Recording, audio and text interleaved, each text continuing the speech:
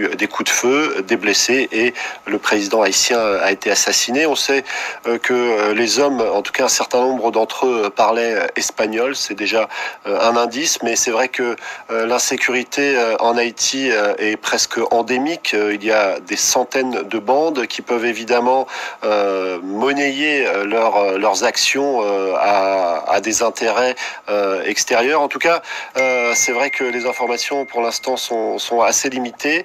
Même cette confirmation a mis du temps à être véritablement vérifiée et Jovenel Moïse a donc été assassiné aux alentours de 1h du matin. Je vous le disais, la situation dans le pays est extrêmement tendue. Il y a une centaine de bandes à l'œuvre à travers le pays.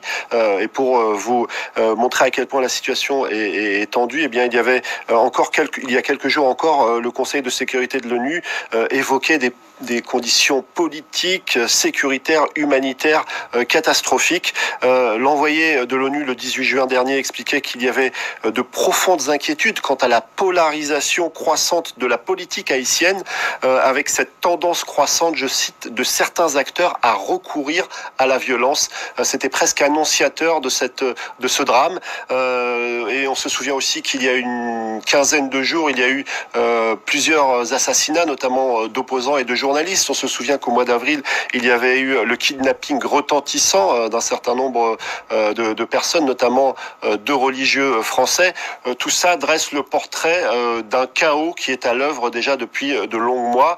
Et en fait, finalement, cet assassinat est le climax de cette situation sécuritaire, humanitaire, économique, politique, totalement catastrophique. Un chaos donc endémique, vous l'avez rappelé, Karim, qui pourrait peut-être encore s'aggraver alors qu'une page d'incertitude s'ouvre aujourd'hui. En réalité, l'incertitude avait déjà commencé depuis un moment. Ça fait déjà des mois que l'opposition est vent debout contre Jovenel Moïse, que cette instabilité politique est omniprésente sur l'échiquier politique haïtien. Jovenel Moïse a été élu en 2016 après une première élection en 2015 qui avait été annulée dans un chaos déjà assez important.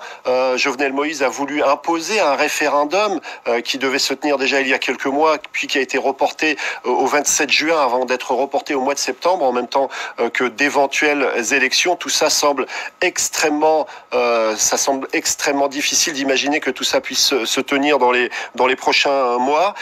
Jovenel Moïse qui avait nommé un nouveau Premier ministre, ce n'est pas celui qui a signé ce communiqué qu'on a eu tout à l'heure, un nouveau ministre qui s'appelle Ariel Henry. Il a été, en tout cas Jovenel Moïse avait annoncé son arrivée il y a quelques jours, notamment sur son compte Twitter, en expliquant qu'il lui donnait cette mission de former un gouvernement d'ouverture et de mener à bien cette élection ainsi que ce référendum. Tout ça semble totalement improbable, d'autant plus que ce référendum voulu par Jovenel Moïse, il va à contre-courant de la Constitution de 1987 qui, en quelque sorte, interdit